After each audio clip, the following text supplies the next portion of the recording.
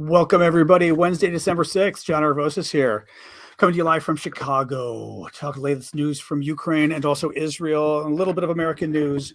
And I have my new ghillie suit hat that just came from Ukraine that I'm very excited about. These are the hats the snipers wear when they hide themselves. And I just received two to auction off and a coat that's even crazier. All right, hold on. Let me get rolling on TikTok and then we'll talk. Absolutely. I'm like in love with these things. I'm like, yet again, I'm looking at this going, I don't want to auction off anything. This is my new ghillie suit.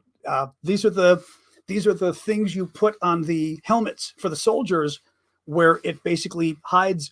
It's the camouflage so that the drones and things can't see them from above. How cool is that? Very excited. Hang on, I'm gonna get TikTok rolling here too. Just got it from Ukraine from Vlad. Very excited. Hang on a second here. Go live, go live, go live, go live. Here we go. Go live. Is this too much fun? The thing is, this is what I was hoping to get like about a week ago, so I could have auctioned it off this week. I'm a little nervous about how I can auction these things. I might be able to auction one for Christmas. Let me see here. Because I could bring it with me to Arizona and mail it off next week. But otherwise, well, even next week, 2 weeks, 2 weeks you'll probably get it. Obviously, Europe isn't going to get it. But I just think it's so cool. Stand by a Christmas tree and blend in. Hey, TikTokers. I'm wearing my new ghillie suit hat that I got. Well, it's not really a ghillie suit. I have a ghillie suit I got too. This is a camouflage hat that the Ukrainians made. Thank you. Who is that with the gift? Crazy American. Camouflage hat the Ukrainians made for the troops that they put over their helmets. So a drone looking from above isn't going to know you're a guy or a gal in a helmet. Very excited. My new hat. I just sent you the pictures, Callum. I finally got the Vlad had these sent to me, handmade in Ukraine for the troops. And this is the camouflage they wear on their helmets.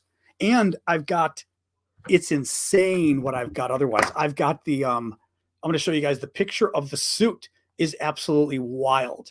And again, I'm strongly debating if you're all going to get this or if I'm going to keep it. Hang on. Where's hang on. Well, this was my dog. My dog was not quite sure what was going on. This is the suit they sent as well. Look at this. I mean, how's that for wild? Now check this out, guys. Oh, let me turn the light down a little for you. There you go. I mean, check this out. And the dog was not amused. Is that wild? Yeah. I mean, really cool. And where's I just sort of did with my head peeking out so you can see. I mean, that's pretty cool. I just think that's pretty cool. So we have to see. This one will be auctioned off for sure. I've got two of these. I may keep one. And the suit, I'd love to keep it. I'm just not sure what I'm going to do with it. If I were to keep it, the ghillie suit, because you basically need I love it, but you need a mannequin to kind of hold it up. Anyway, welcome, folks. I'm probably getting people on TikTok coming and going, what the hell's going on? And they're leaving. Oh my God. Too much fun. I just think this is absolutely too much fun. Going hunting. Yeah. Hunting. Well, hunting, hunting, who. Anyway, yeah. So like I said, these just came in from Ukraine. Yeah. Where is John? Exactly. You can't see me. I'm invisible, but the suit is I can't really show you the suit because it's one big lump, but the suit is insane. This is the entire suit. I mean, this is very cool. I've got to really consider what I'm going to do with this. That's what my nephew said. My nephew said Halloween costume. The only thing is, they're not easy to make. They're very labor intensive to make. So I'm not sure I want to keep it. I think I'd like to auction it off because that's really the reason we got these things, is to auction them for Ukraine. If I were to keep it, I would have to make a sizable contribution to keep it because I don't want to miss the auction potential, but I got to see, you'll get arrested for wearing that in the UK. Oh, in America, they'd go, yeah, F yeah, wearing your ghillie suit. Oh my. Anyway, hey, Alex. Hey, guys. Well, I've got to decide what to do. I've got two of these. I'm going to keep one. I think this is easier because I can auction it off. I can possibly set this up as a sort of unique auction, bring it with me to Arizona on Monday, and then I can mail it from Arizona next week. So at least I can get it in the mail. And with 2 weeks to go, there's a good chance you'll get it for Christmas. Obviously, domestic in the US for 2 weeks. Whereas I'm a little, the ghillie suit, I can't carry that with me. It's too big. And I'm afraid of it getting taken from my luggage or getting me arrested in my luggage. But I would have, the ghillie suit, I've still got to decide if I'm auctioning it off or not. I probably am. Give it to you for birthday on Christmas Eve. There you go. There you go. All right. I'm taking off the helmet. Oh, it's warm too. It's very, actually, I will say too, the interesting thing is it's very well made. It's interesting compared to the nets because it's got to be better made because it's got to be worn by the soldier in combat and everything else. So it's a much more, you can tell versus the weave we do for the camouflage net. This is much more. Ooh la la. Hello guys. Oof. I think we scared everybody away from TikTok. The TikTok number is like remarkably, thank you, Arifa, is remarkably low today. I think we just scared the hell out of anybody who was going to join us on TikTok today. Thank you. Who is that? With the adventures. Thank you guys. Thank you for the gifts. Well, welcome everybody. Like I said, I just had to show off my ghillie suit and my camouflage hat today. So welcome everybody. I am John Aravosis. Yeah, it scrunched my hair nicely. Thank you, Ellie. I am John Aravosis. It did scare the trolls though. I think they kind of went, Mossad is in the room. We better leave. Oops. Gonna adjust my light a little bit here. 1 second, guys. That's okay. That's okay.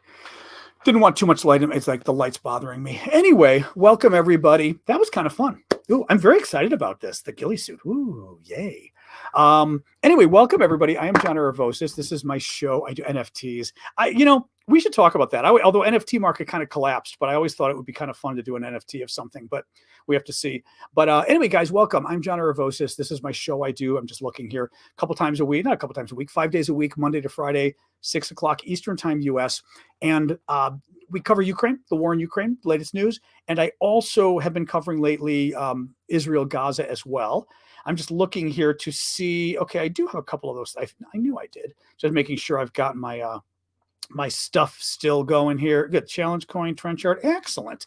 Yep, we got lots of stuff still. All my auctions were ending today, so I'm just making sure a lot of the auction items are still up on Discord. They're all ending tonight.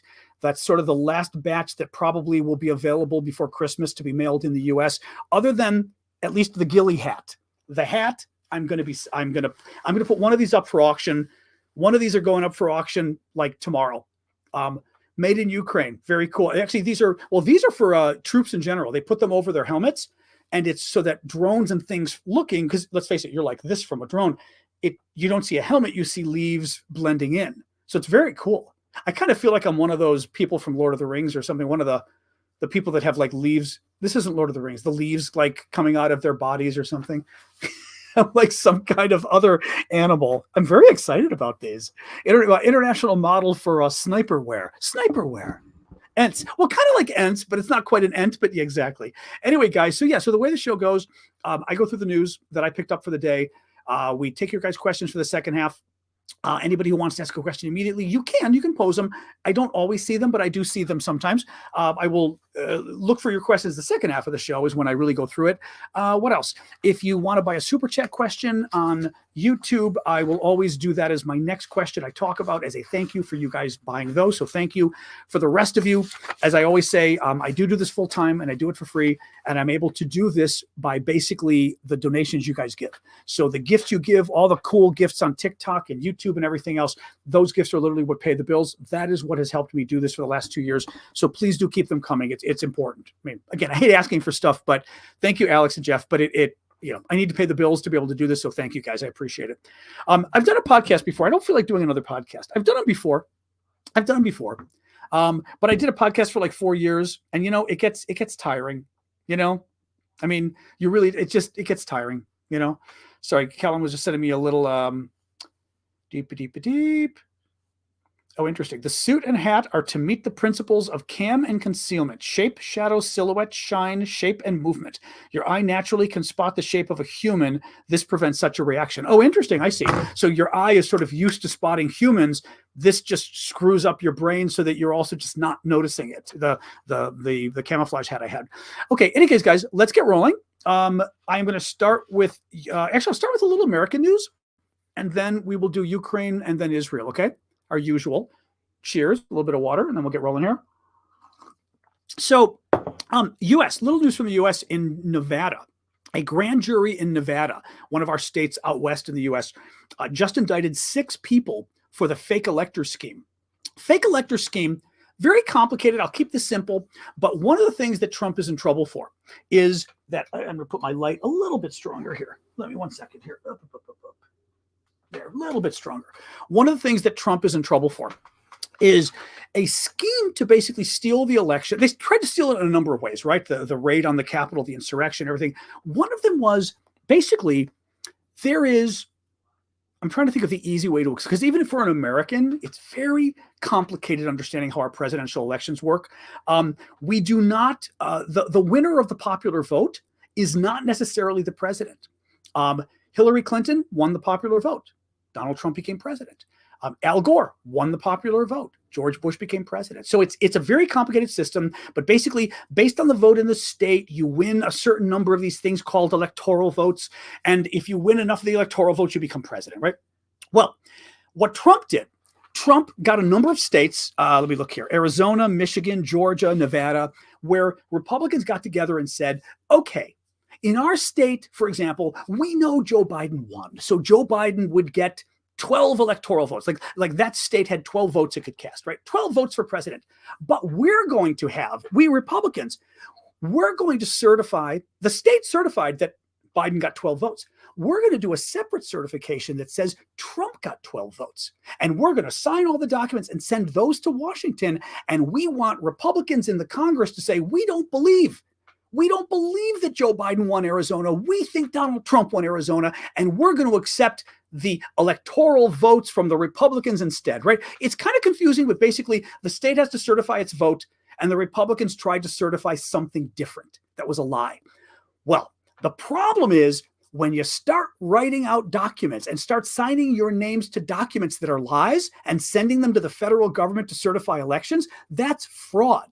It is committing fraud against the United States government, right? Because you're literally filling out federal documents and you're lying in those documents and signing them. You can't do that. And you're committing a fraud against the election, which you also can't do. Think you succeed. So in a number of places now, they're in trouble. Georgia, they're in trouble. And this is Nevada now, where 6 people were just indicted for this latest fraud of trying to steal the election.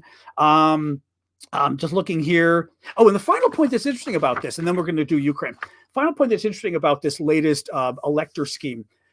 In America, I don't know if does this work this way in other countries too? I don't know whether the president or the prime minister can pardon people, where basically they say like you're exonerated of your crime. It's a power in our Constitution that the president has.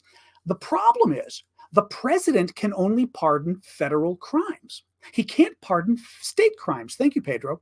So in this case, these are state crimes. These are against these, I believe, I'm pretty sure they should be. Thank you. Who is that with a gift? Thank you, Vicky. I'm pretty sure these are state crimes in Nevada. And Georgia is the same thing. The president can't pardon them.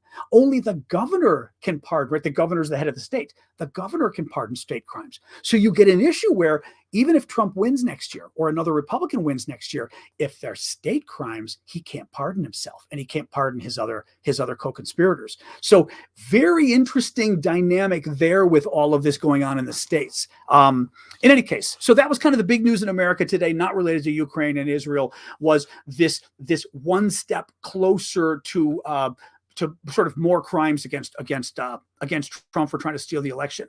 All right, guys, thank you, Life, for the gift. So let's start with Ukraine, and then we'll do Israel. Thank you, Vicky. Today is day 648 of Vladimir Putin's special 3-day military operation in Ukraine. The Children's Hospice. Yes, thank you, Ava. So I've already got an update. You guys very generously donated $708 last night to a children's hospice in Ukraine I was telling you about. We are doing a Christmas fundraiser for this hospice. A hospice, you may know, is a place where terminally ill patients go when they are no longer going to get medicine to try to make them better because they realize they can't get better and they're dying. And the hospice is a place where they go for what is, in English, we call it palliative care, which is basically, drugs to make you feel better, but they don't actually cure you. hospice does not mean you die right away. You could live for months in a hospice. Well, this is a hospice for children in Ukraine who are dying of terminal diseases. And last year we helped them out. And we're helping them out again for Christmas. I think a number of you had suggested let's do it, so we're doing it. We are going to help these kids out for Christmas. We are raising $15 per child. That will include a toy. It'll include some sweets, and we're trying to raise money as well to buy a $300 exercise bike for the hospice. They said they could use one for the kids, so we need $3,000. We've already raised $708, and the way we're doing it is donating via my friend Vlad in Ukraine, who I've been working with forever on this stuff. Vlad's PayPal address, 100% of the money is going to the hospice. I am not getting a dime. Vlad is not taking a dime. This is one of those where you're not donating to help me. This is 100% for the kids in Ukraine. We've done over $100,000 worth of these things before, but we've already got $700 last night. We want $3,000 to do this, guys. Anyway, this is neat. We'll be able to help about 200 kids. You can donate, you guys on YouTube at all. You can donate to Vlad's PayPal, which is right there. For you guys, exactly. Ash is already explaining it. Basically, excuse me, you go to my my profile on PayPal, on my PayPal. You go to my profile on TikTok, look for the Linktree link, the link in there, click it, and it has my link of links. Everything's listed there. PayPal, everything's listed there. The very top item will mention we're raising money for the hospice, and it'll give you Vlad's PayPal address, which is his email. Go into your PayPal and then put in Vlad's and give a donation. But every $15 that you give, we will be able to help one kid who's terminally ill in Ukraine with a gift of some kind of a toy and sweets for Christmas, which I think would be pretty freaking cool. So thank you guys. We're trying to raise $3,000. I'm going to keep mentioning this until we get the money. We got $708 the very first night because you guys are amazing. Last night was the first night. Let's try to get another 800 or so tonight if we can. And this is fabulous. So thank you. All right, let's keep going. Justice Department said today, that it had charged 4 Russian soldiers with war crimes. We're going to run this up until Christmas. Sorry, real quick, the fundraiser, because somebody said they couldn't give money till the 22nd, and I asked Vlad, and he said, that's fine. You can give then. Because the thing is with Ukraine, I believe a lot of the gift giving happens on New Year's or New Year's Eve. For them, it's much more traditional, or New Year's Day. So we've got time to get this organized. So please, feel free.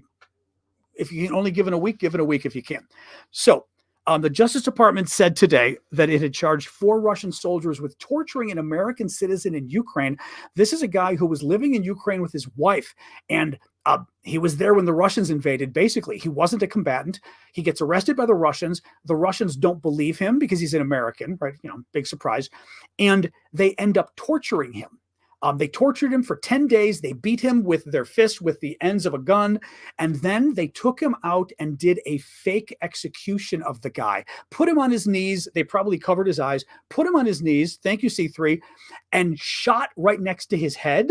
But they shot for real. The bullet went, they said, just a couple inches from his temple so he could hear and feel it. And then, of course, he wasn't dead. And they finally let him go. And he was able to come back to the States. The U.S. is charging the Russians with war crimes. There are 4 Russian soldiers. They are in Russia at this point, so it's unlikely the U.S. is going to get their hands on them, But nonetheless, is an important principle. If the Russians ever do make it out of Russia, we've got them. But it's the U.S. is trying to sort of set the principle of doing this. Chris made a quick question about the fundraiser we're doing for the kids at the hospice in Ukraine. He said they thought they changed Christmas to December 25th. They did. Thank you, Chief. But traditionally, the Ukrainians give gifts on New Year's. So even though Christmas was changed to the 25th, traditionally they give gifts on New Year's. So they're still giving gifts on New Year's. You know what I mean? But yes, Christmas was officially changed to December 25th from January 6th, I believe. That makes sense. The 6th, yeah. The end of the what is it? Not the Epiphany. Is it the Epiphany? They call it the 12 days of Christmas. Yeah, the Epiphany. I think they call it. What's next? Oh yes. Also, the Justice Department announced today that it has begun a formal investigation of the murder of more than 30 Americans by Hamas fighters on October 7th. Let me see what else here. Beep, beep, beep, beep. That's about it. What else we got here? Hang on. Oops, just looking here. Okay, I doubled the amount of information I had here. Oh, interesting. So Biden's thank you, Swan Lady, Swan Guy, whoever you are. Biden's increasing pressure on the Republicans. As you know, we're kind of waiting to see if the Americans are going to give any more money to Ukraine. We've pretty much run out. I mean, we've almost run out completely in terms of the funds we can provide Ukraine. And Biden has, to his credit, is finally kind of taking it seriously. Thank you, Pam. And is hitting the Republicans pretty hard publicly. His national security advisor said yesterday that or Sunday, I think it was, in the last couple of days, that basically, you're providing comfort to the Russians if you decide to cut off American aid. Biden himself gave a speech today and said, frankly, I think it's stunning that we've gotten to the point that we've gotten to this point in the first place, adding that the Republican Party is willing to give Putin the greatest gift he could hope for and abandon our global leadership. I always forget that when the phone is in the room, but we'll live. If it goes off one more time, I'm going to go and grab it and turn it off so I don't have to hear it again, but that's okay. I think every American family has like this phone. You know what? I'm going to grab it so it doesn't do this again. One moment. And of course, it's a spam call too. Why else wouldn't it be? Yeah, there's a surprise. Yeah. Unknown. An unknown local call. Take a wild guess who that is. Spam. Local call too, right? And it's unknown. Yeah. In Washington, D.C., that's the police, it's the White House, or it's spam. Those are the three people who have called me with like unknown numbers, and I'm going, unknown, what the hell is that? Yep. The trolls coming from inside the house, exactly. Nepal.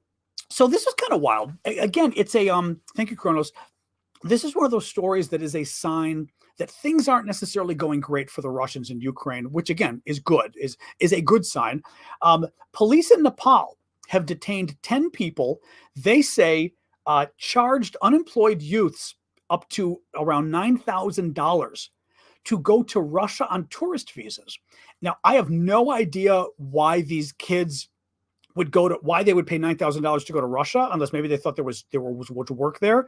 But once they got to Russia, they basically they coerced them into joining the Russian military and sent them to Ukraine.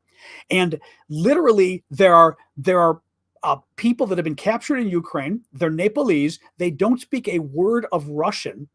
And they literally are they're fighting for Russia, and they're kind of going, we don't know what the hell we're doing here. They tricked these kids to go to Russia, $9,000. And then as soon as they got to Russia, they drafted them.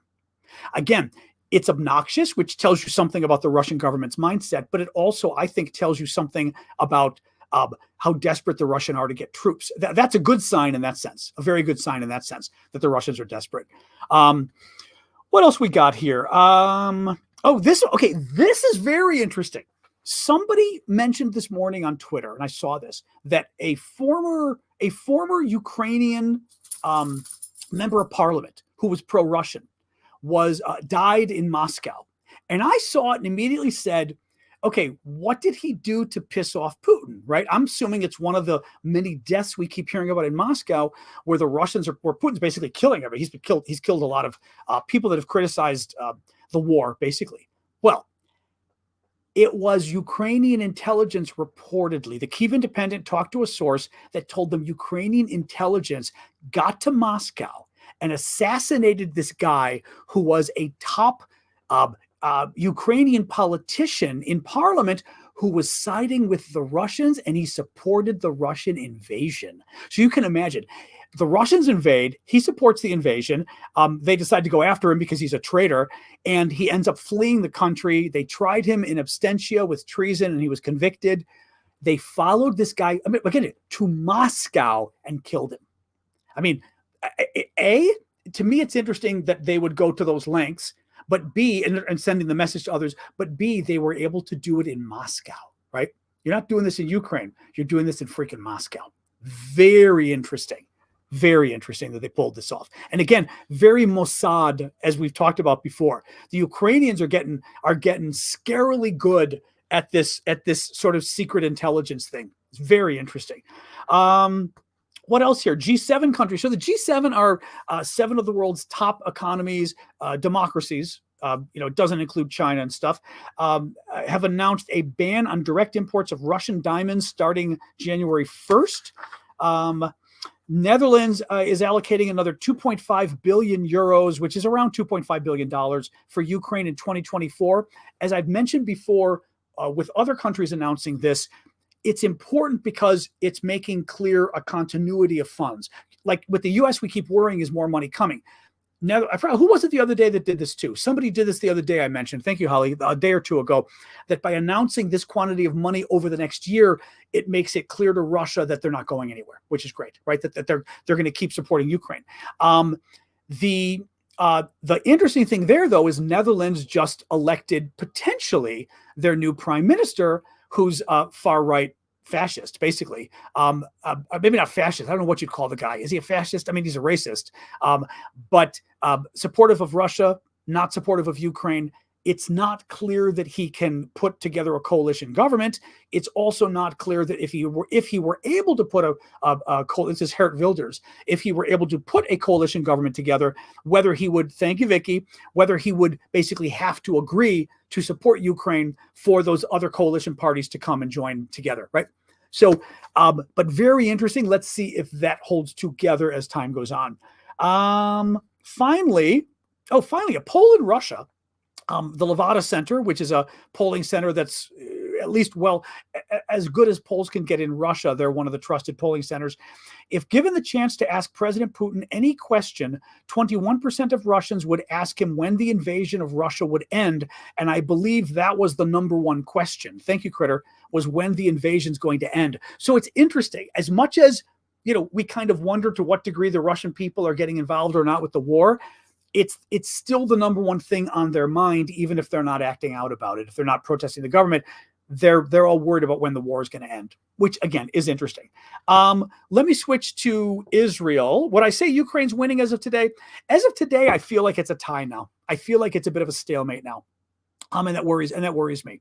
I don't think it was up until now. I think, and we've talked about this before, I think the West has handicapped Ukraine.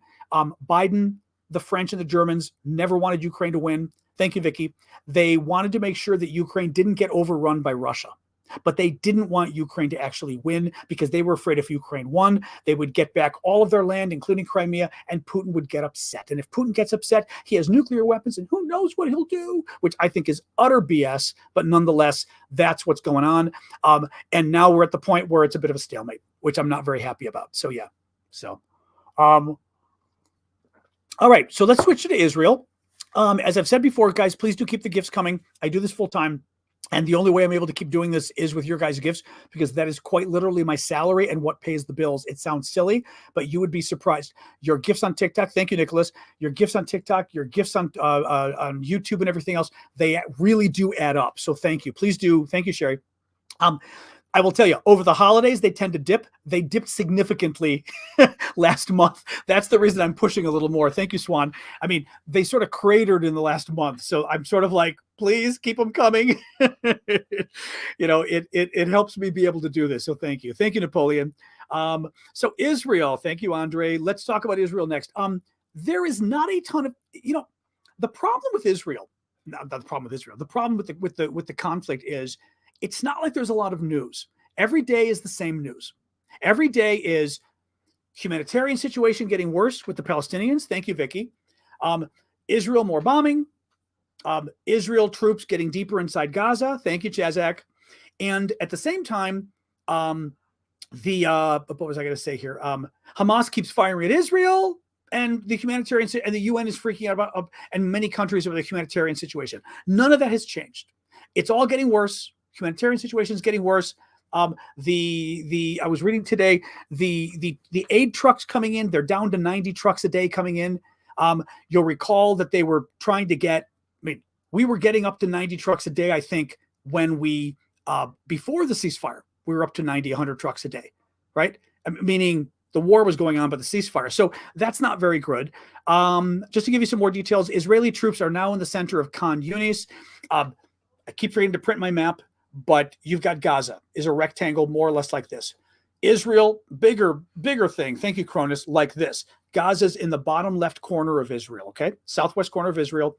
It's a square like this, a rectangle. The Israelis invaded the top third, and they've been going after there, trying to clear Hamas out. They're trying to find all of the Hamas fighters, kill them, take away their weapons, ensure that they're no longer in power and they no longer have weapons, okay? The second part, the bottom half to 2/3 of Gaza, the Israelis had been bombing, but they finally moved in several days ago. Now, they're still working on the top part, though they think in a few weeks they'll probably be done. Well, actually, not even in a few weeks. The top part, they think they're almost done, they're saying, at least. They're done, with the main invasion. They're still going to have to spend a long time going after all the Hamas guys. The bottom 2/3, they just moved in a few days ago. They're going after the big town in the south. It's called Khan Yunis. The town in the north is called Gaza City. And they're in the town. They've broken through Hamas defenses. And they say, the Israelis say at least, that the Hamas fighters are now having to basically come out of their tunnels. Thank you, Jeremy. Because the Israelis have broken through. So the Hamas tunnels, guys have had to come out of their tunnels. Oh, thank you, Phoenix. Haven't seen one of the, we'll do the wave for the whale. I forgot the whale was there. Thank you. I haven't seen the whale in a while. Okay, I've got to try to speak more slowly. Sorry, guys. I got excited tonight because I got in the mail from Ukraine some really cool camouflage stuff that they made for the troops that they made, including the helmet for the helmets and an entire ghillie suit, which is the suit that snipers wear, the entire suit. And I'm going to be auctioning this stuff off. But I literally got it. Thank you, Jay Ticker. I got it like 10 minutes before the show started. It came in the mail and I was like, oh my God. So I'm still like hyped up from this because it's very cool. I did try it on. The ghillie suit, I can show you a picture again. The ghillie suit is difficult because it's big. I mean, if I try it on now, I tried it on right before the show. You can see right here. It's very cool. I mean, it's very freaking cool. Here, I'll show you guys again, anybody who didn't see it. I mean, is that wild? They make them by hand in Ukraine. They're for snipers because it's just is to cover you entirely. What show? This show. It's to cover you entirely, obviously. And Vlad sent me, they're all handmade. 2 of these. These are for the military helmets. They put on the helmet so that from above, thank you, Tom. From above and elsewhere, you don't see a soldier. You see camouflage, right? I mean, you see leaves, you see whatever, but you don't see a man standing there. So one of these I'm auctioning off, and probably the ghillie suit. I want to keep the ghillie suit, but I don't know how the hell I would. I don't know how the hell I would actually hang it on a wall or something. I don't think it would. I think it would look like a mess of something on my wall, to be honest. Thank you. Who was that? Critter and Tom. Thank you guys for the gifts. So, in any case, and Bomb Cluto. So I'm going to try to speak more slowly. Thank you, Vicky, because I got very excited about receiving those right before we started. Thank you, Alex. You know what's funny too? I almost bought a mannequin. This summer, we were at some surplus place, and they had a big, tall mannequin that was clear plastic, like see-through plastic, and it looked space age. It was like $100, $75, I think. It was so freaking cool. And my friend was like, "What are you going to do with that?" And I thought it was so freaking cool. And now I could have put the ghillie suit on, and it would have been perfect. Would have been absolutely perfect. Well, anyway, we've got to see. If I keep the ghillie suit, then I've got to send some money to Ukraine so we still help out the auction. But if I auction it, I'm starting it at a good price because I'm not giving up that ghillie suit. It's going for a good price. We'll have to see. I'm going to think about it. Anyway, I will speak more slowly, though. But the helmet one I'm going to put up tomorrow, probably tonight or tomorrow. And this one, at least, will auction, and I'll bring it with me to Arizona next week. So I'm going next week, and I can mail it from Arizona. So there's a good chance that at least if you're in the U.S., you could get it for Christmas. I know that suit we've got to see. That suit is so freaking original. But again, if I don't have anywhere to hang it, what's the point? It's goofy if I have nowhere to hang it. And my dog will probably be like, ugh. All right. So we said Khan Yunis. So we're talking about Israel. The Israelis have entered Gaza, southern Gaza. They've entered the main city in southern Gaza, Khan Yunis. They say that they've surrounded the home of Hamas's leader, Yahya Sinwar. Thank you, Critter. They did not make clear whether he was in the home, though. The IDF, the Israeli Defense Forces, separately had said that Hamas's leader, they believed, was underground. You say Han?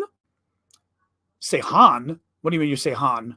That's his name. It says Yahya, Yahya Sinwar. Were you talking about that or something else? I wasn't sure. There's no way that that's Han. Is it? Oh, Han Yunis. Okay, Han Yunis. Okay, thank you. Okay, I was wondering. I was assuming that Khan was actually Khan or something. You know, when I saw KH, I thought Khan. Right? Or do you say Khan or do you say Han? That's what I'm assuming, because the Arabs and the Israelis both have got the h. Well, we Greeks have h. We have a h sound. It's kai, you say in English. So I would think Khan. Yeah. Okay. So it is that Khan Yunis. Okay. Or Eunice, like we'd say in American. Like in Hebrew, except I don't speak Hebrew, but yes. And Yaya. Exactly. Yaya, which sounds like Yaya in Greek, which is grandmother. United Nations. United Nations Secretary General formally referred the situation in Gaza to the UN Security Council. He sent a letter to the council invoking Article 99 of the UN Charter. Thank you, Vicky and Zard, which is used to urge members to avert a human catastrophe. Let me read this. Article 99 gives the Secretary General the remit to bring to the attention of the Security Council any matter which, in his opinion, may threaten the maintenance of international peace and security. My guess is that this means the Security Council has to hold a meeting on the issue that the Secretary General brings to them, right? Now, the UN ain't going to do nothing about Israel. That's not going to happen. The U.S. will veto it for sure. The Brits might, but the U.S. will. So that's not going to happen. I'm telling you because it's considered sort of unique and historic that he did this. It's the first time this Secretary General has done this, sort of invoked this power. But in the end, is it going to change anything? No. So I'm a little loath to mention it for that reason, but it's fine. State Department spokesman. So the U.S. put more pressure on Israel today, which again is interesting because the rhetoric is building as far as the U.S. versus Israel. State Department spokesperson Matt Miller said today that too many Palestinian civilians continue to be killed in Gaza. He said the U.S. wants to see the civilian death toll lower than it has been. Israel's security cabinet has agreed to allow a minimal addition of fuel for entry to Gaza Strip to prevent a humanitarian collapse. The U.S., this was interesting. So this part, the next story, is about what happens next. Thank you, Alex. In the last couple of days, Netanyahu, the prime minister of Israel, was talking about basically that Israel was going to, ensure that Hamas doesn't remain in Gaza, that they don't have arms, that the Palestinians don't have arms, that whoever's there next isn't armed. And the U.S. was getting a little concerned because the U.S. doesn't want them to be there as occupiers, right? Well, U.S. government came out today and said that it understands there will be a transition period in which Israeli forces remain in Gaza after the end of combat operations against Hamas, but that the transition cannot be permanent, said the State Department spokesman. He said it would not be in anyone's interest for Israel to just leave, because that would leave a power vacuum in place with where there would be rampant lawlessness inside Gaza, innocent civilians being hurt. We understand that there will need to be some transition period at the end of combat operations. So the U.S. is basically saying, yes, we get it. Once and if Israel is able to wipe out Hamas, they can't just pull out or there's a power vacuum and it's absolute chaos. They're going to have to stay there to maintain order for the UN to come in or somebody else to then take over. And the U.S. said, okay, fair enough. But the U.S. doesn't want them staying. They don't want them staying there permanently. The other thing was the U.S. said today, our spokesman from the State Department, the U.S. would not accept a reoccupation of Gaza by Israel, get that done, nor would it accept a buffer zone established within Gaza because it would violate the principle of no reduction of territory. So what the U.S. is saying is, they don't want Israel to thank you, Rose, for the origami. They don't want Israel to reoccupy. Basically, the war is over, so to speak, and Israel keeps troops there, right? The second issue is Israel has talked about setting up a buffer zone. And I'll take my notes and show you on the notes, okay? Gaza is, kind of like this, a little taller. It's a rectangle. And Israel, one of the proposals being put out is that, and you've got Israel, Egypt on the bottom, and then the Mediterranean here, right? So you've got two Israel sides. Israel has talked about the possibility of putting a buffer zone, of basically taking a swath of land inside Gaza, making it a no man's land, and putting, defenses, whatever, so that nobody can get across, so that there isn't just one simple border that they can bomb or whatever. The problem is, this is a defense for Israel. The problem is the U.S. is saying, if you do that, you're literally going to have to take Gazan land, right? Because you're taking that strip, you're kicking everybody out, and you're saying nobody can go there. And the U.S. said they're not going to allow it. Now, the question becomes, what will the U.S. do exactly, right? I mean, if the U.S. has been saying we're not going to allow it, how are we not going to allow it, right? So this is still going to be a very delicate dance as to how much we stand up to Israel on this, what we actually do about it. So, and does Israel believe it? Does Israel think we're bluffing, or do they think we actually would do something about it, right? Thank you, Zard. The last little story is interesting. I'm going to talk about this because I'm a little divided on this, actually. It's an interesting story. So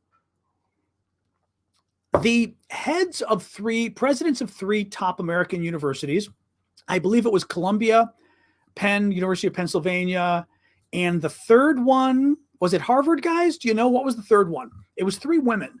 I'm forgetting who the third one was. Thank you, Alex. Went to testify before Congress yesterday about Harvard. Okay, thank you, Blip. About the situation with anti-Semitism on college campuses. There's been a rather large upsurge in anti-Semitism in college campuses because of the whole situation with Gaza. And they were asked specifically, MIT, what was it? MIT, Harvard, and Penn? I thought it was Columbia. What? MIT, Harvard, and Penn? Okay, they were the three then. But they were asked specifically by one of the Republican members of Congress, let me see here. Would calling for the genocide of Jews violate Pennsylvania's code of conduct? Okay, if you called for the genocide of all Jews. And the president responded to the university, it is a context-dependent question. And she started to explain that it would depend if you were talking about specific Jews, like students on campus, or if you were making a general statement. Now, they all got into a lot of trouble with this. The White House spoke, lots of politicians. I mean, they got into a lot of trouble for this. I find myself in the middle only. Well, okay, two things. As Champagne just said on TikTok, it was a horrible response. Yes, the response was horrific. First of all, we had a famous political debate years ago, decades ago in America. It was Michael Dukakis versus Ronald Reagan, right? He was running against Reagan in 1986, right? Am I right here? I think I'm right, 1986. And no, 1984, excuse me, 1984. No, that was Mondale. No, Dukakis was 1988. Dukakis was running against George Bush the first George Bush Dukakis, exactly, Bush 88. And during the debate, Dukakis gets asked by one of the reporters, America has the death penalty, one of the few countries in the world that has the death penalty still. And he was against the death penalty. And he gets asked by a reporter, if your wife Kitty were raped and murdered, would you want her killer to be put to death? Would you want the death penalty for a killer? And rather than giving sort of an emotional answer, he gave this, technically the death penalty, the studies say, and it really hurt him. Thank you, Courtney, because the impression was that he was giving this sort of technical, scholarly answer to a question about his wife being killed, right? And it was like he was inhuman. She did the same thing yesterday. The University of Pennsylvania president gave a legal answer. And as a lawyer myself, thank you, Courtney, I would say her legal answer was correct. It would depend on the context, right? It would depend if, for example, somebody who says, that they believe in genocide or whatever, it's not a good thing to say, but it's different than saying, I want you all to die, right? I mean, you in front of me, it's complicated. The problem is, it's not just that, I think. I also think to some degree her answer might be wrong. I don't mean more wrong morally, I mean wrong legally. Because it's one thing to say, I don't think Israel should exist or whatever.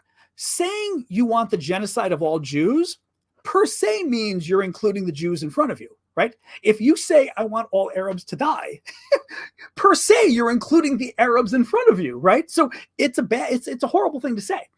The other thing I saw somebody bring up, which was a very good argument, they said, look at how college campuses are bending over backwards on all of the speech rules and trigger warning. I hate trigger warnings and all these kind of things, right? Trilitic. Everything is these poor little children are so sensitive and ginger, right? I mean, you have to treat them so gingerly so they don't bruise. And anything you say can and will be used against you, right? Remember, these college professors, they get fired for the stupidest thing.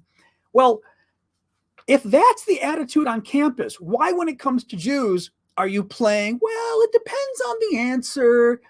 And that was an interesting point I thought they raised, was there isn't enough nuance, frankly, on any of these campuses when it comes to speech. They really don't look and go, well, I know you think it was racist, but it really wasn't. Oh, no, right? But when it comes to anti-Semitism, they're like, well, in any case, it was a horrific answer. When someone's talking about genocide, your first word needs to be, that is horrific, right? But I think it would have been okay for her to say, that is horrific. Personally, I would be outraged, right? I would absolutely speak out about it if somebody said that about wanting genocide of anybody on campus, right? But I would have to check with the lawyers because this is a legal question for the university, right? If we're going to take action against students and kick them out per your request, I've got to check with the lawyers because we've got to do it the right way or we're in real trouble. But would I be personally horrified if I heard that? Yes.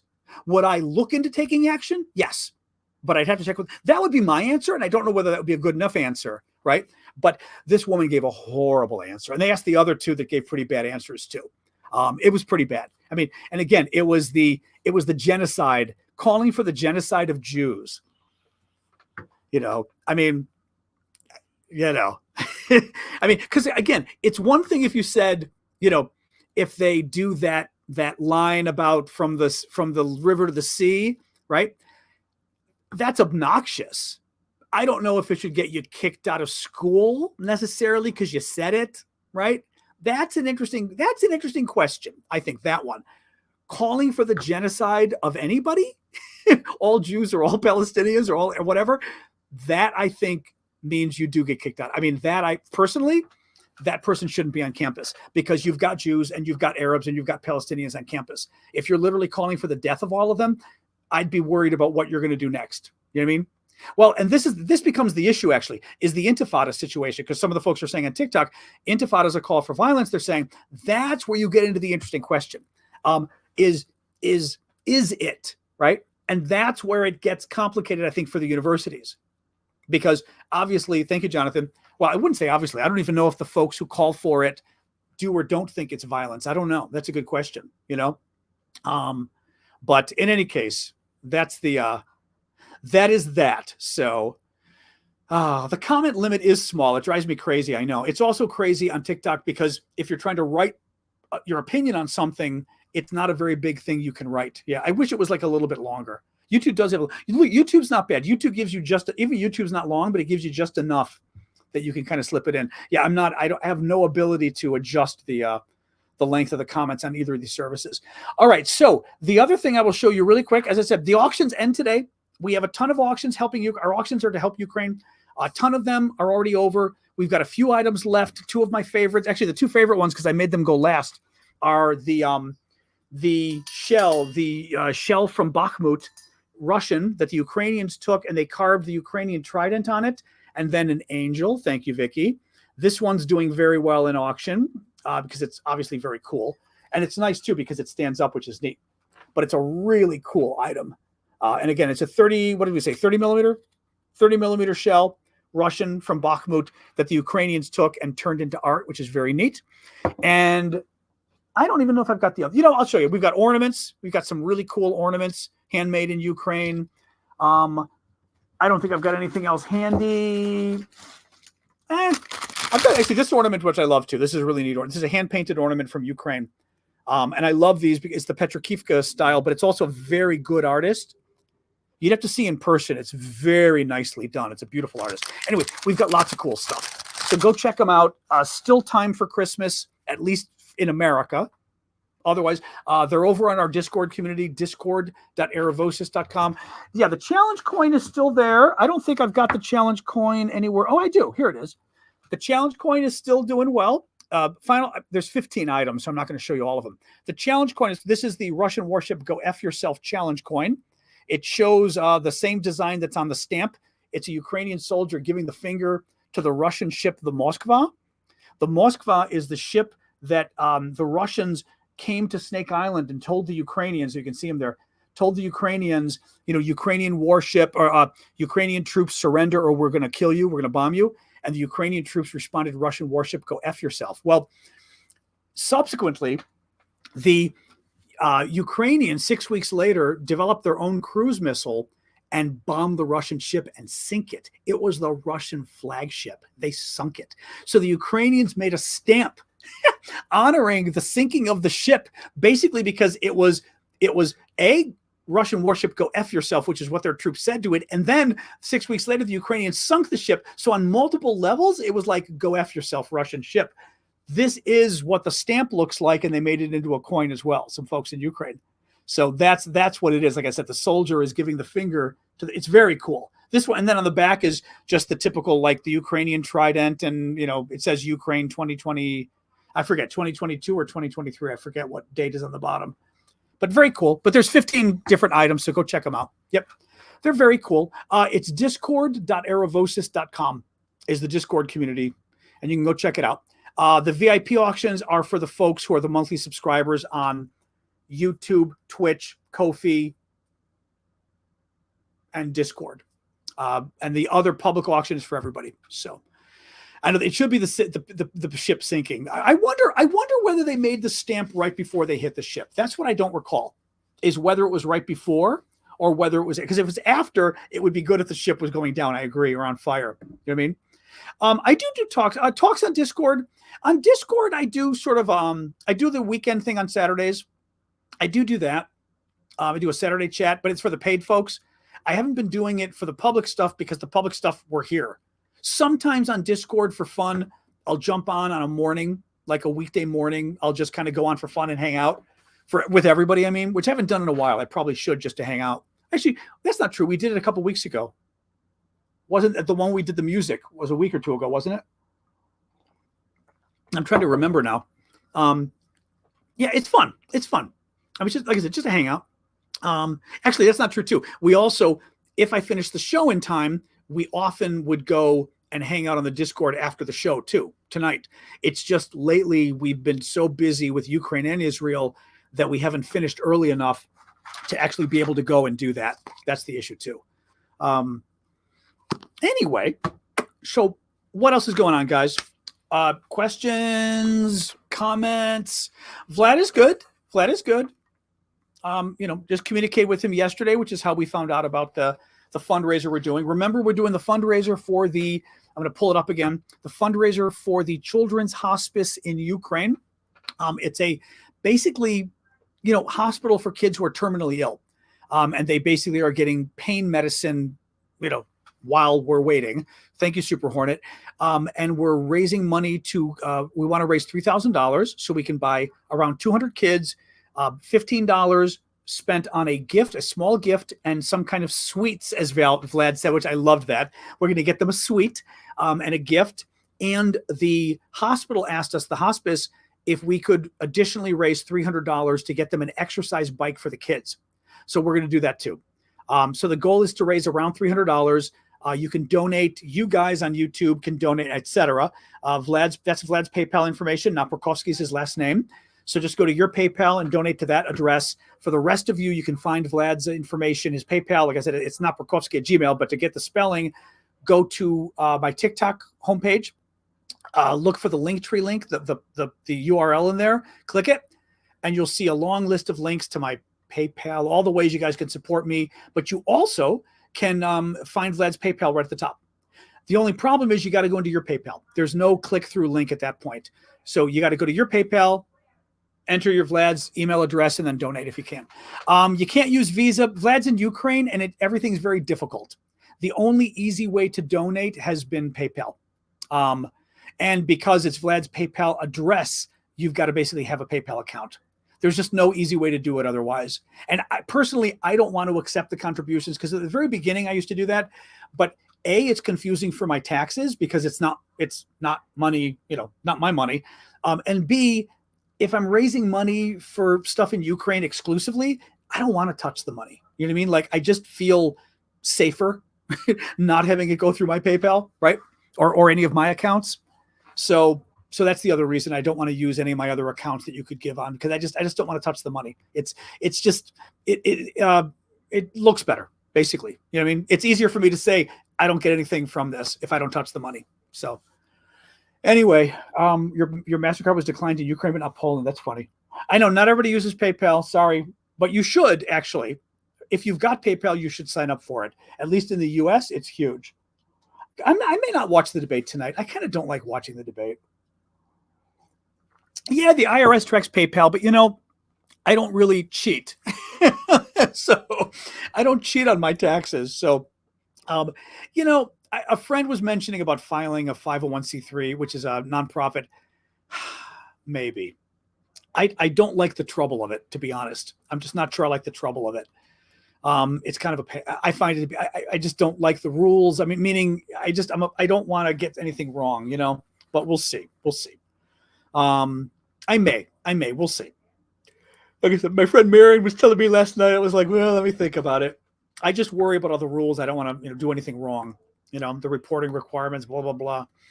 But I potentially could, because I declare all the money anyway. So what's the difference? I just don't want the headaches of documentation. That's the thing. No, I did not, Napoleon. I said that's sort of the issue the colleges would have to figure out is our chance of intifada, a call for violence or not. And I was asking you guys, although I'm sure you guys, I would probably get different answers depending who I ask, right? As to whether it's a call for violence. Yeah, I'll look into it again and see. I had a C4 at one point, which is political. And, we had to file reports every once in a while or whatever. It wasn't a big deal. Actually, the thing that I don't like is I'd have to set up another bank account. It's like all that just crap. I know it's easy to do. Another PayPal account, another bank account. I'm like, oh God, I just don't want more of it. When I do my taxes, it's more than enough stuff. I just don't want another account to have to worry about with my taxes because I do them myself, but we'll see, maybe. I don't know if it would matter to people, but if it matters, if a tax deductible helps, it doesn't hurt, I guess. I'm not that political. The kind of politics I do here isn't, it wouldn't even be an issue for the C4. Anyway, we'll see. What else is going on, guys? What else? Well, are they now? Terry Davis says, did you see Israel's flooding Hamas's tunnels with water from the Mediterranean? They were discussing it, but I wasn't sure if they were doing it or not. Don't know. I saw it mentioned on the news yesterday as a possibility, but then they were saying that it wasn't clear they were going to do it because, basically they could flood the hostages, etc. Well, C3 and C4 I was talking about, Courtney. C3s and C4s are basically, one's a charity and one's a political organization, in essence, under U.S. tax law. Sort of the best way of explaining. They're terms of art we use here. They have begun flooding. Interesting. Okay, very interesting. Guyana. I did look into Guyana. I have nothing to say about it, though, because I'm not really up on it. But there's sort of an interesting little dispute going on between Venezuela and Guyana, and it involves oil, and it involves the territory, and also, I believe if Venezuela wants to sort of get the territory, it would have to go through Brazil, which brings up Brazil. It is some very complicated situation. And I don't know enough about it. I read up on it the other day, and I was like, ugh. So I cannot give you my opinion on what's going on with Guyana and Venezuela other than to say I did see it. I saw UN Resolution 99. I talked about it earlier. Alex, I just don't care. The UN, I'm not a big fan of the UN going, whoop, whoop, whoop. So the Security Council will get together and discuss the situation in Gaza. Whoop, whoop, whoop. And the US will veto anything that's anti-Israel, and the Russians and the Chinese will veto anything that isn't anti-Israel. So, or anything that maybe criticizes the Palestinian or criticizes Hamas or whatever. So I saw it, but I'm just not, sorry, my allergies are kicking in. I'm just not a big fan of the UN getting together and talking. How exciting. Yeah, you know what I mean? Not sure what that is, Chris. No idea what you're talking about there. Sorry, on TikTok. No idea what that is. Do keep the TikTok gifts coming, guys. Got to pay my bills. Thank you. I do this full time, so thanks, guys. Just if anybody's new and they don't know why I'm mentioning that, because I do all of this work full time, and this helps me pay the bills. Thank you, Chris. Sure, Alex. What else? Yeah, ideally, but there is no ideal, Stooge. I'm with you. There's nobody else to help me do this stuff. Yeah, I didn't hear anything about it though. No, heard nothing about Ukrainian troops surrendering or anything else. No. I mean, I didn't really leave the political world. I'm still kind of in it, in a way. Thanks, Tom. I mean, I still work in politics in Washington, really. I consider this politics in its own way. Thank you, Maddie. I mean, it's journalism, but it's politics too. It's not just journalism. You know what I mean? I have a point of view. I give my opinion. So it's a little, now you could call it opinion journalism if you wanted to. That's possible. Well, that was the one in California. Was there another one that judo? The one in California was canceled live. Will Ukraine fall? I don't know. I mean, if the U.S. cuts them off, they might. I live in Washington and I do my work there. This is what I've been doing full time for the last couple of years, has been doing the social media news and videos and stuff like that. But I still do it in Washington mostly, yes, although I'm not sure why. Excuse me. Well, I don't know if NATO would let Ukraine capitulate. I mean, hopefully the other NATO countries will be able to help Ukraine, but up until now, the other NATO countries have only provided, not only, it's a lot, have provided half of Ukraine's needs. The U.S. provides the other half. So the U.S. is a huge issue if the U.S. just cuts off Ukraine. Thank you, Flower Lady. So I don't know. I mean, it's a big, we'll see. Biden is trying to ramp up the pressure on the Republicans now and telling them you are literally going to force them to Ukraine to lose, and you are going to help Putin. Thank you, Cheryl. And that's, hopefully we'll start to put pressure on them. But excuse me, we'll hopefully put pressure on that. My view, yes, my wonderful view in DC. Thanks, Jazz. What else, guys? What else? Anything else? Yep. If China attacked Taiwan, it would get interesting, to put it lightly. Yes. I'm at mom's. Exactly. Visit my mom's in Chicago for the month. Exactly. Then going to Arizona next week for a week, and then back to Chicago for 3 weeks. What do I think about Israel in general? I've never been to Israel. I've always been impressed by Israel because, let's face it, they kind of pulled off something pretty wild in terms of the it's a thriving country. It's a modern country, which is very interesting. It's certainly the most modern country in the region, which is interesting. Let's face it. Not getting into the war stuff, but Israelis are kind of funny. I've talked about this before. I find Israelis very funny. You're a rather abrupt people. Like I said, whether it's the German in you or what it is, but it's very like boom, boom, boom. I told you my friend Matt's sister who's American but has lived in Israel forever, so she's Israeli now, and she comes to visit Washington. And I bring my dog over, my little dog Sasha, to meet her and her kid, because her kids are there too. And she goes down, like, because my dog jumps at her, like goes down to say hi, and she comes up, he goes, "Your dog smells." And I looked at her and went, "Sorry." Like, okay. That is just not the kind of thing an American would say. It is not the thing an American would say. It was very funny. But again, I've met Israeli, not all. I've met Israelis that are not that abrupt, but I've met some that are. So I was like, okay, I just sort of took it as an Israeli thing. I was like, all right. But you guys do have to watch it though, because in the rest of the world, it's a little pushy. So I don't know if they have, again, but I've met Israelis that do have a filter. So it depends, she did not have a filter, clearly, but I've met some that do. So, who knows, but But I've never visited. I mean, I want to visit. I've never visited, so I have no idea of the society or anything at all. No, no. But I've always wanted to. I've been to. Excuse me. I've not been around the Middle East much. The only Arab country I've been to has been Morocco, if you consider them Arabs. I don't. I forgot what the determinant factor of that is, but I liked Morocco a lot. See you, Callum. I've been to Morocco twice. Really love Morocco, but I haven't been to any other Arab countries, really, or Middle Eastern countries. No. Closest I got was, Cyprus, which was Greek.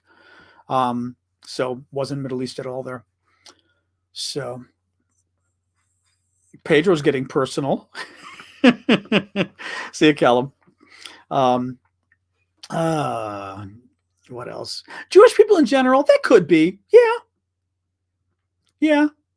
That could be. I mean, Kola Granick was saying that she's got a number of Jewish friends and bosses who are Jewish people. My experience with Jewish people is much less than that, because I am very abrupt and open. It's Chicago. It could be the Greek in me. It's probably the Chicago in me, more likely the Midwesterner in me. We tend to be very open. I always say what you see is what you get. You know what I mean? Like, you're not getting an impression of me that's the opposite of what I am. You're seeing who I am, right? It's Chicago, yeah. And Jews I've met, it's a mix. The Jews in America, I don't necessarily find that. Some of them are abrupt, but as a rule, it depends. But even New Yorkers, I lived in New York, I loved it. I found New Yorkers friendly. You know what I mean? Now, in the workplace, they were horrific, but on the street and everything, I actually found New Yorkers very friendly, of all things. So it's weird. Yeah. I don't know. No, but I think it's okay, Pedro. But I think I do think it's an Israel thing in particular, but you got to imagine, I mean, A, they're people living in the Middle East. B, they're Germans and Russians living in the Middle East. I mean, in terms of other immigrants too, but in terms of immigrants, right? You've got those personalities mixed in. C, people who have been under attack for 3,000 years, right? D, people who have been under super attack in that country itself for 75 years. So, there's a lot of stuff forging their national mentality, and their national personality is forged by a lot of different factors that are very unique. They're very unique. So, I mean, someone was trying to kill me for between 75 to 3,000 years. I might be a little pushy too. I mean, anyway,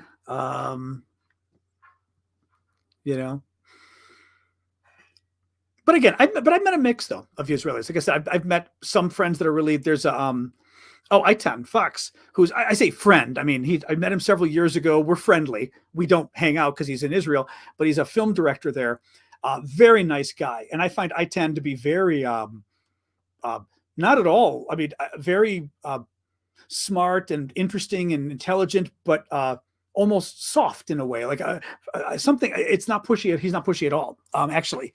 So, I mean, of course, he's one person. It's stupid to generalize anything based on one person, but you know what I mean? We don't meet a lot of Israelis here, actually, in the U.S. We really don't. Well, I was saying this too. It's not like you meet a lot of Arabs either, really. It's if you live in New York, you do, probably. But Washington, D.C., I don't meet that many Arabs. Washington, D.C., you don't meet a lot of anybody, to be honest. Washington, D.C. is its own problem. Michigan, of course, yeah. But DC is such a small population relatively. So much of it is Black and Latino. So that is a major chunk of the ethnicity there.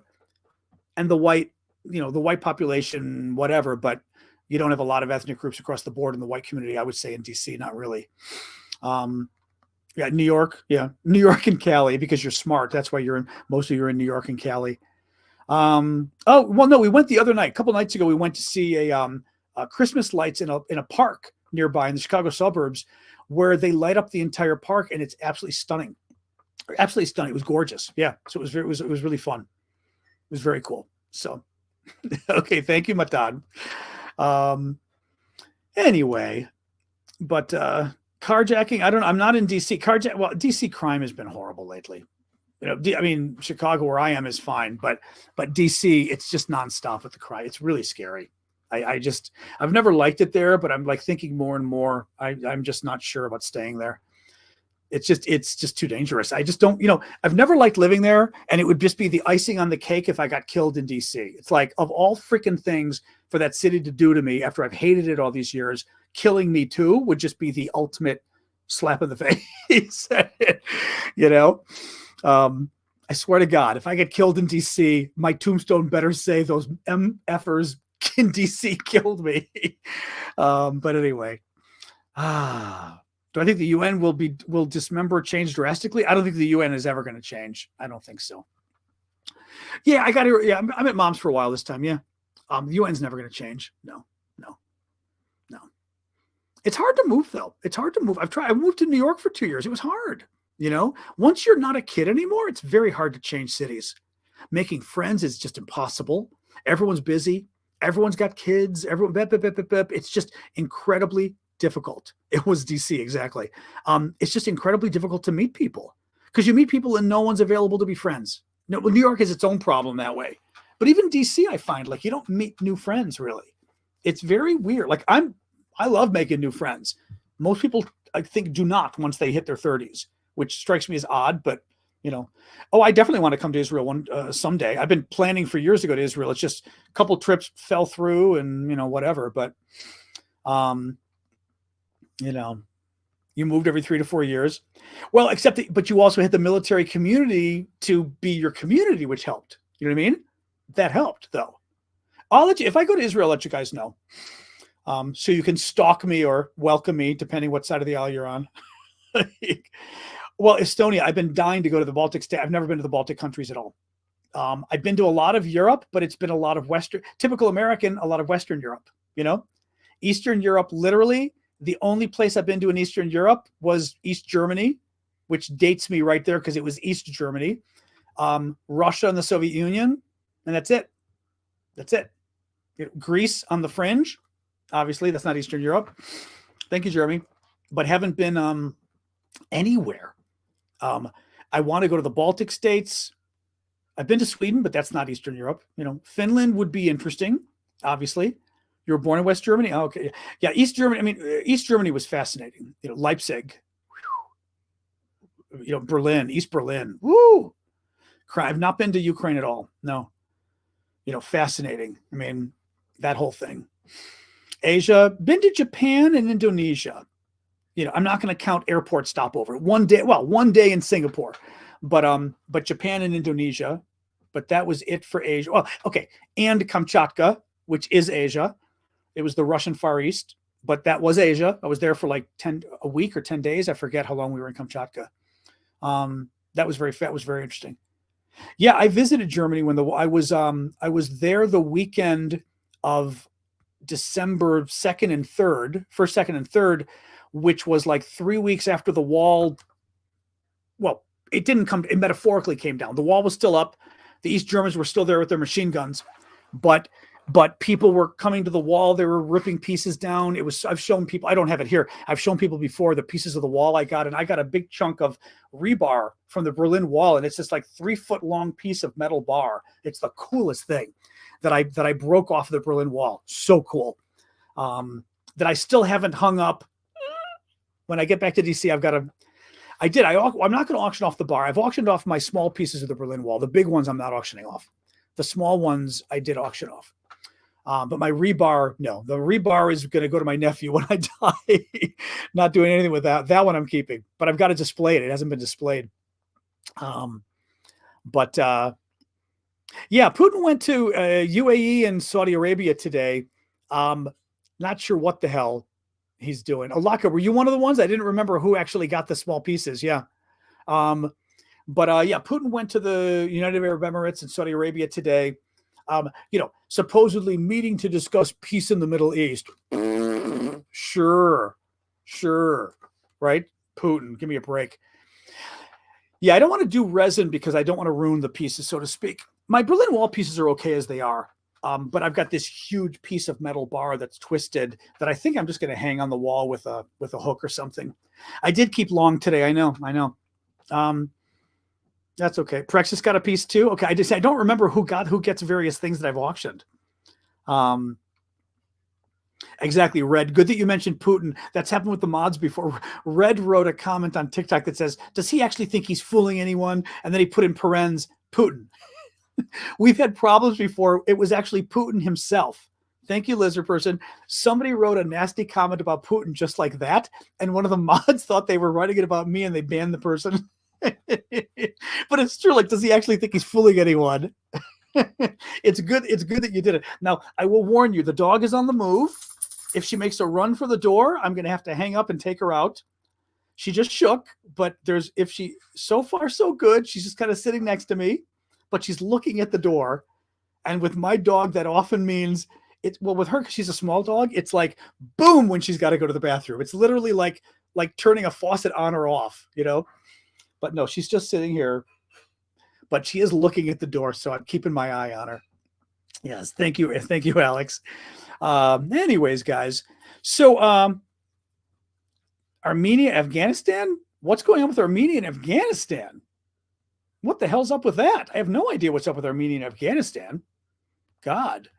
Yeah, like I said, I was looking into the Venezuela Guyana thing. I just don't know enough about it. I only read like a couple articles. People were saying they're not convinced the Venezuelans are actually going to do it because they'd have to invade Brazil too, which would really piss people off.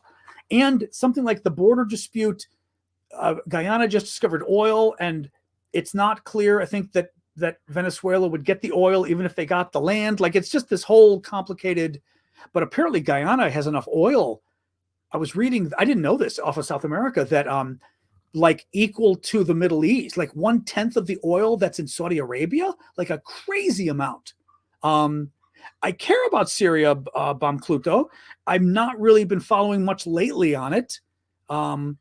But I care. I mean, I do care about Syria. Yeah. Been following it for years, but nothing other than Israel's bombed a little bit in the last couple of weeks within Syria.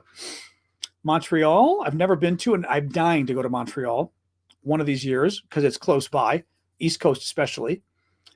Et je parle français. So the other reason I want to go to Montreal, so I can speak French.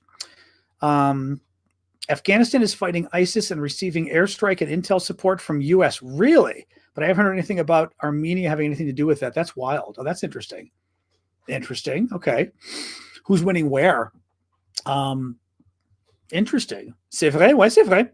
Ouais, j'ai fait des études à Paris. Et bon, je suis rentré. J'ai rentré à Paris chaque année pendant 15 ans, quelque chose comme ça, pour rester chez des amis. Et donc, j'ai pratiqué tout ça. Mais ouais. Mon français, c'est mon meilleure langue étrangère. Oui. No, my French is very good. French. Spanish is good. Spanish is very good. French is better. Italian is good, but rusty. Depends. And Greek is very rusty now. Very rusty. I've always loved languages. I tried with Arabic, way too freaking, when I was over in the Middle East, couldn't pick up, or not Middle East, but in North Africa, in Morocco, couldn't pick up anything. It was so freaking hard. I mean, even the alphabet's so freaking hard, I'm going to guess I don't know if Hebrews is just as difficult, but boy, Arabic, and the way they write the letters, all the words run together, all the letters run together, and you're like circle line. You're like, what the hell's that? It's a word? It's a line with like a circle or a line at the beginning and a line. I mean, it's crazy. Arabic spoken with a French accent, that's cute. I speak 5 languages, I would say, because I still do speak Greek. It's just rusty. And then it gets better from there. Italian, Spanish, French, and then English, of course. But Hebrew, I don't speak Hebrew. I've not been in former Yugoslavia. I'm dying to go because my family is Arvanitika, if anybody knows Albanian and Greek. So we're Albanian related at the very least. So I've been wanting to go into Albania and sort of suss around, talk to some historians and see whether the family actually originally is from Albania or what I could find out, which would be very cool. So, but we are at least Albanian Greeks for sure. We know that. But the heritage sort of stops at 1780, and we don't know what happened before then. So, and I wanted to find out because it's cool. I like all the ancestry stuff anyway. So I'd like to find out like where are people, and it's the famous line of the family too. So I'd like to sort of find out that line, especially what else we can find out. But Greece is tough because of the Turks and everything. You lost a lot of records, and it's not like England or the UK. They've got their records back to like the churches have the records back to like 1100 or something crazy. People are able to find, the Greeks, forget it. Getting back to 1780 was for two realms of our family was huge, which is kind of cool. But I'm surprised because it's just, our family was good. Hey, Matthew, our family was good about, famous in its own little way. I mean, maybe not famous to you all, but I mean, my uncle was famous in the sense that he was the Greek foreign minister, defense minister, UN ambassador, and deputy prime minister under Papandreou, who was the first Papandreou, the socialist back in 1980. So my uncle was very famous in Greece, one of the most famous politicians. But then we've got like an ancestor who was famous in the revolution in the south. I mean, not famous nationwide, but very famous in the south of Greece. Hello, are you coming back up again? Okay, that's good. Here. It's okay. Here. You're okay. Come on. Sasha, it's okay. Come here. What are you doing? She wanted to come up and she got scared. I know you want to play, but not right now. Oh, you got more water? Great. So you can pee all night. That's good. We like that. I checked the DNA. I'm Greek. I checked my DNA and stop on multiple services. Greek and Albanian. Well, the weird thing is it's Greek and Albanian, possible some Italian, possible some Baltic. There keeps being this 1 or 2% Baltic, which is fascinating. No, Sasha, you got to wait. But it's hard to know though, because the genetic tests, at least a couple of years ago, no, not right now. No, a couple of years ago, they would tell you that anything below 15% was unclear, so who knows about the Baltic, but my Greek I'm 96 to 98% Greek or Greek Albanian, it says, because it's the region. Sasha, I don't have your toys here. No, my dog wants to play. I know you want to play. Oh, that's fun. Bom Cluto. Oh, that's a fun mix. Greek, Egyptian, Syrian. Oh, that's interesting. Greek and Egyptian alone is kind of a fun mix, Oh, your dog is whining. Oh, is it hearing her? Hey, stop. No, just wait. And what's worse is she stands on her back leg, so she makes me feel horrible. Oh, who is that? Parda. Thank you, Parda. But she makes me feel horrible because she's on her back leg going. I know. I hear you, Sash. Okay, what are you gonna stand for these guys or no? What? See, now she's not gonna stand. I'm trying to show her the iPad people. No, she's not. Okay. Anyway, all right, guys. I'm gonna go since we're going an hour 25 here. She doesn't pose. She stands when she wants to, but she doesn't pose for people. Exactly. She's not that kind of dog. All right, guys. I'm gonna go. Hopefully, dinner's getting ready. We'll see you all tomorrow, Thursday, 6:00 Eastern, as always. Friday, like I said, maybe going to Chicago for the day for some work stuff. If I am, then we may just do a Q&A hangout Friday night because I may not have time to actually go and do my research all day because I do spend several hours doing this, getting ready, so I may not be able to. But that's interesting. Well, if your background's royal, I'm sure you can trace that better, Kelly. I'll bet that. Europe, background's the 14th or 15th century. That's interesting. Yeah, Greece, not as easy. I don't know that the records, first of all, the records, forget it. These are family records. Like we kept two veins of our family kept track back to the 1700s. So the family themselves cared and kept the family tree and everything. Otherwise, we don't have we have some documents, but not back to 1700s, even early 1800s. We don't have documents. But I did find some records online in Greece too. I found some records from the 1800s, which is kind of cool. I did find I'm going to go after this, my uncle's, or great uncle, my grandmother's brother's school record from like 1904 or something in Greece. And it's a handwritten record of his school performance and it's online. And I think it's the coolest thing. Like imagine like from 1904 and it's just a little paragraph about how he's doing in school written in Greek, from a village in Greece. That was pretty cool finding that online, But nothing about my grandma. I wish I could find my grandmother's, but she's a girl. They probably didn't send her to school. Who knows? Maybe they did back in 1900. Questionable, right? But anyway. All right, guys. All right. Sorry, I didn't mean to start the whole. We're going to talk about Ancestry forever now. All right. Let me go eat dinner, guys. I'll see you all tomorrow night. Okay. Thank you. Remember to go check out Discord. We still got the auction stuff there. It's all ending shortly. So thanks, guys. Have a good night. Thanks, mods, and thanks for the gifts. Burr, burr, burr.